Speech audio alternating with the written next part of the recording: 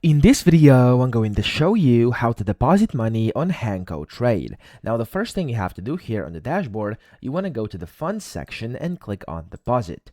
Here, you want to select what you want to deposit. So there's a bunch of different cryptocurrencies. I'm just going to use, for this example, USDC over here. And then you want to select the trading ID, which is the trading account you want to deposit onto.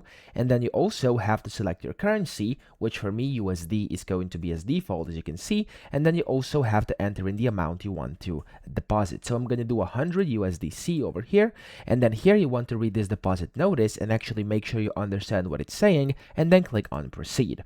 Whenever you do this, you'll get your deposit address as well as the QR code you can scan with any of your apps. So for example, if you have some USDC or whatever you're trying to deposit on like Coinbase, Binance, maybe like Phantom Wallet, Trust Wallet, whatever you're using, you could just scan this or use your wallet over here, which is going to be different to mine. So make sure you actually choose your own, not mine.